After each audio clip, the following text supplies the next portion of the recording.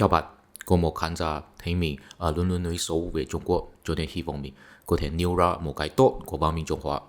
Trong khi mình đang suy nghĩ phải nói gì, may mắn là có một khán giả nêu ra một vấn đề khác. Đó là sự suy thoái của văn minh phương Tây được nhắc đến trong sách The Decline of the West của tác giả Oswald Spengler. Tại vì mình có nhiều khi trích dẫn lý luận của ông ấy, chủ yếu là vì chu kỳ văn minh và khí chất dân tộc. Nhưng mà mình không bao giờ giải thích tại sao ông ấy thấy văn minh phương Tây đã suy thoái. Spengler thực ra không phải là một nhà nghiên cứu chuyên nghiệp, mà là một thầy giáo ở trường trung học của nước Đức. Tuy nhiên, học vấn của ông ấy rất uyên bác. Nhưng ông ấy không phải là sử dụng biện pháp học thuật đi trình bày vấn đề. Có nhiều nội dung trong sách là dựa trên sự quan sát cá nhân của ông ấy. Đối với một số người, sự quan sát của ông ấy rất tuyệt vời. Nhưng đối với một số người khác thì thấy đó là ảo tưởng của ông ấy thôi. Mình có ngưỡng mộ sự quan sát của ông ấy, nhưng cũng thấy đó không nhất định có thể giải thích nhiều thứ. Ví dụ, ông ấy nói rằng khí chất của phương Tây là theo đuổi sự vô hạn, và đó có biểu hiện trên phương Tây rất coi trọng nghệ thuật âm nhạc, tài số hộ và kiến trúc Gothic. Tại vì chúng đều có biểu hiện một khí chất là sự vô hạn, nhưng mà mình thấy chỉ có kiến trúc Gothic có biểu hiện thôi. Dù sao, chúng ta không cần hoàn toàn phủ định hay tiếp nhận lý thuyết của Spengler. Chúng ta chỉ cần nhìn vào những thứ rất thuyết phục thì được rồi.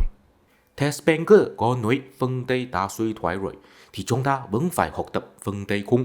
Tương tự như vậy, mình luôn luôn nói văn minh Trung Hoa là một văn minh giàu cuối, thì chúng ta vẫn có thể tìm được tiềm tốc đáng học từ văn minh Trung Hoa không? Thưa quý vị, chúng ta có thể phát hiện hai hiện tượng trong lịch sử nhân loại.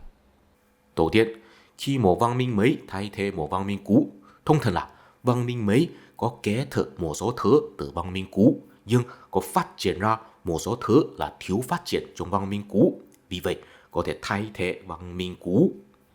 Cho nên dù văn minh phương Tây đã suy thoái và văn minh Trung Hoa đã già cuối, chúng ta cũng nên đi học hỏi điểm tốt của họ. Thứ hai, một văn minh suy thoái có nghĩa là nó không thể sáng tạo cái mới, cứ dựa vào biện pháp cũ để đối phó vấn đề mới. Kết quả là sự sống từng có của họ bị bệnh hình thức, đánh mất ý nghĩa chân chính. Có lẽ điều thứ hai nghe hơi khó hiểu. Đừng lo, trong nội dung tiếp theo chúng ta sẽ xem xét 6 ví dụ. Mình tin rằng sau khi bạn coi hết video rồi sẽ hiểu biết tại sao nói văn minh phương Tây đã suy thoái và có thể kế thừa cái gì từ văn minh Trung Hoa. Đầu tiên, chúng ta xem xét văn minh đỉnh cao nhất của hình thái văn minh thứ nhất nhân loại, đó chính là văn minh thành bang của cổ Hy Lạp La Mã. Nguồn sức sống của cổ Hy Lạp La Mã là công dân thành bang của họ rất coi trọng danh tiếng, trong tiếng Hy Lạp là Kleos, tiếng Latin là Gloria, trong tiếng Anh bây giờ là Glory. Đối với họ, tuy con người sẽ chết, nhưng nếu một người có thể để lại danh tiếng mà từng người ta nhắc tới sau khi chết, thì người đó sẽ bằng với không chết. Tuy nhiên, ý tưởng như vậy cũng được nhìn thấy trong nhiều văn hóa, nhưng mà cổ Hy Lạp La Mã có điều độc đáo. Họ đặc biệt liên kết danh tiếng với cộng đồng thành bang để nuôi dưỡng ý thức công cộng. Cụ thể là mỗi thành bang đều có một vị thần bảo hộ, mỗi công dân của thành bang đều có nghĩa vụ gìn giữ danh tiếng của thần bảo hộ. Đó có bao gồm tham chiến và tham gia hoạt động công cộng. Và nếu một công dân có làm ra cống hiến rất lớn cho thành bang, thì sau khi người đó chết rồi, cộng đồng thành bang sẽ công nhận người đó là thần linh, sẽ đặt tượng của người đó trong chùa, được người ta sùng bái cùng với nhiều thần linh. Đó là danh tiếng cao nhất cho con người. Vì vậy, đối với họ, theo đuổi danh tiếng là bằng với theo đuổi sự bất tử, tại vì danh tiếng có thể làm một người biến thành thần linh. Cho nên nếu các bạn có coi phim về cổ Hy Lạp La Mã, những anh hùng trong phim đều sẽ hỏi nhiều rằng mình có danh tiếng không? Danh tiếng của mình có bị tổn thương không?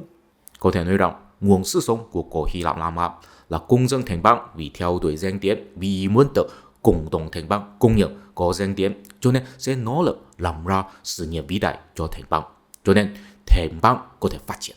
Và khi danh tiếng bị bệnh hình thức thì chính là sức sống của họ bắt đầu suy yếu. Danh tiếng cao nhất của một người là được phong thần sau khi chết, nhưng bắt đầu từ bố của Alexander Đại Đế, nhà vua Philip II.